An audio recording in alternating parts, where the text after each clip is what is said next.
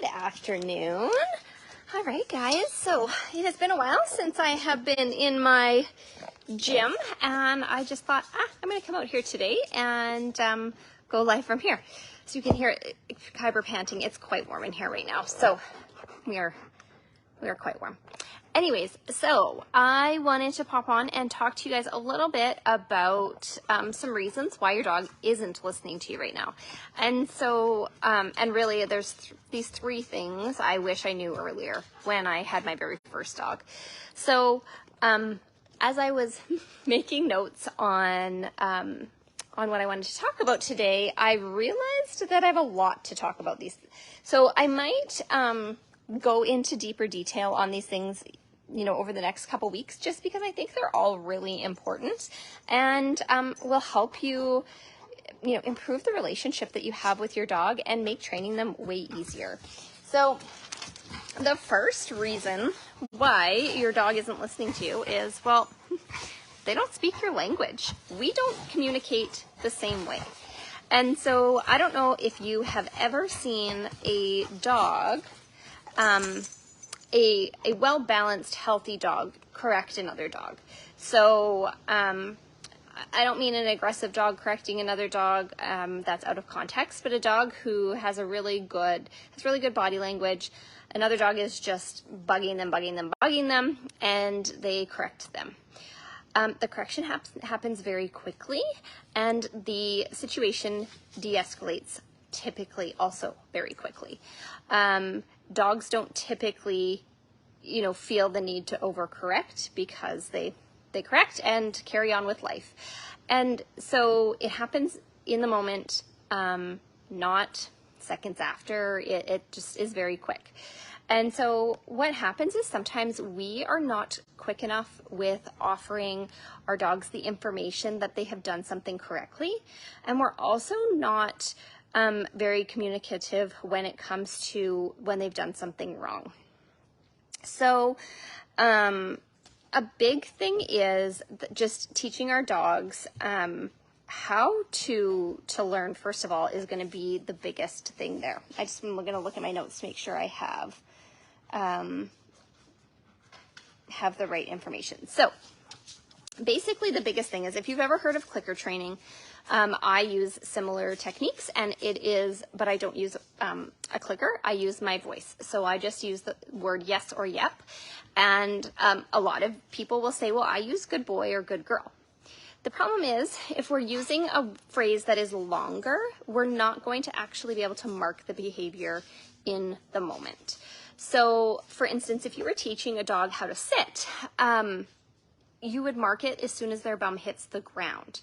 And so to kind of back that up a little bit, what we're going to do is we're going to start marking the behavior at the beginning of it. So a dog doesn't just automatically sit. There's a lot of things that go into that sit. And so the very first thing for some dogs may be just saying yes as they lift their head up. So when a dog lifts its head up, its bum automatically goes down almost always. So it's starting that small little bit of the behavior instead of expecting our dog to know what you're trying to communicate with them when they need to understand the foundation of the exercise, not the end of the exercise. So I'm going to demonstrate this with Kyber just so you can kind of see what I'm talking about. Okay, so I'm going to get myself set up here. Hopefully I have a good angle so you can see Kyber as well as me. All right, so I'm going to have my treat bag here. First things first, I have his attention. He knows what happens when I have the treat bag. So when we're teaching a dog a new behavior, we're going to pretend that Kyber doesn't know how to sit, even though he just showed it to you. I'm going to get him up again. And so, yes. So his bum started to go down because he knows when my hand comes up, that means bum goes down. But if a dog didn't know that, I'm going to demonstrate this from sitting. I'm going to get their nose up, yes, and treat.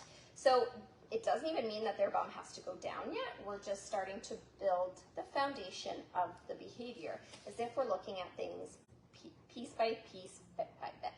Okay? So, like I going to go into further depth with each of these things, because otherwise I'm going to be on this video for an hour kind of going through everything. But so big thing is just how we're communicating with our dogs, first of all, is going to be the game changer in how they understand. And a lot of what people do is when they teach a new behavior, we start pairing that word with the behavior already, but our dog doesn't understand it yet. So what ends up happening is you have a dog in front of you and you say, sit, sit, sit, sit, sit, sit, sit, sit. And they don't know what sit means because you've said it when they were standing, you've said it when they were walking the other way. They don't actually know what that means. So we don't actually even add words in, because remember, the language that our dogs speak is body language. We teach them the cues of our language. So that's the big thing to remember, is when we add the words in before they actually understand the behavior, it will take longer and will also create an unstable foundation to that behavior, because you've paired that with not the behavior you're looking for. Because if you say sit and they don't do it, they really have no idea what you're looking for. So, which takes me to the next thing. I just want to make sure I have my list here right.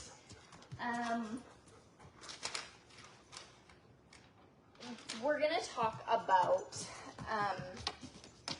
we're then going to talk about the word no. How many people have shouted no at their dog when they barked, or they're doing something naughty? I'm going to say I'm still guilty of it.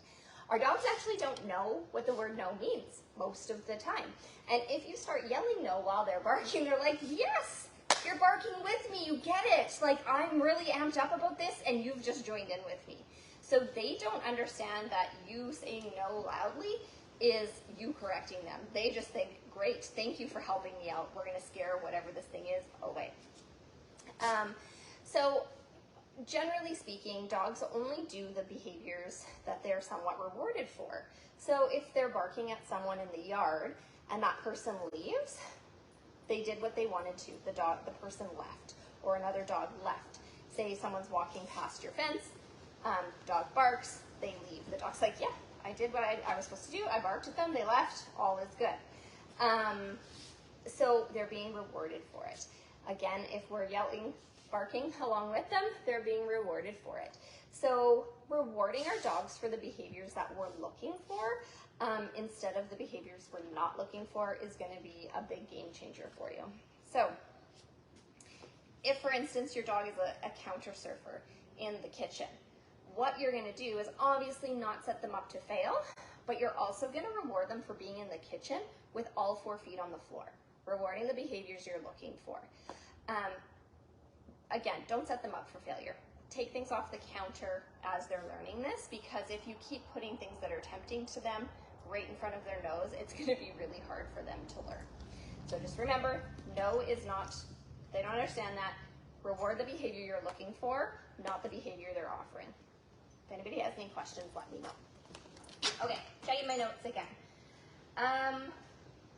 Also, I can talk a little bit about, I do use a correction word with my dogs. So if after my dog understands the behavior and they didn't perform it, I don't repeat the cue. I don't say sit 100 times. What I would then say is uh-oh. And so not every dog can handle an uh-oh or a correction cue. I have very, they're working dogs. They are happy to work. I'm not going to break their soul by saying uh-oh to them. And so I'll give you an example of this. So Piper, sit. Good boy. Down. Sit. Stand. Down. Sit. Stand. Good boy. Okay, he is going to be really good. I'm going to try and trick them. Down. Down.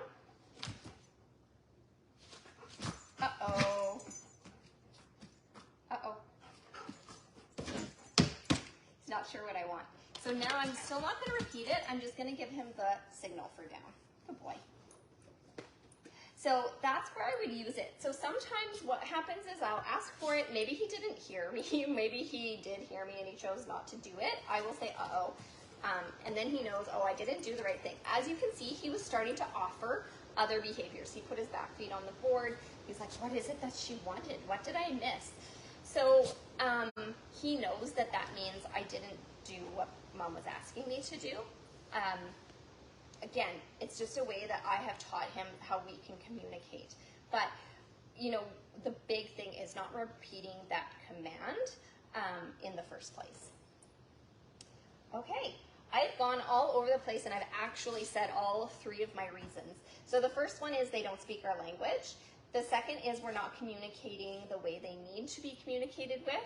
And the third thing is rewarding the wrong behaviors. So like I said, if your dog is barking and you're yelling no to them, we're communicating, rewarding the wrong behavior.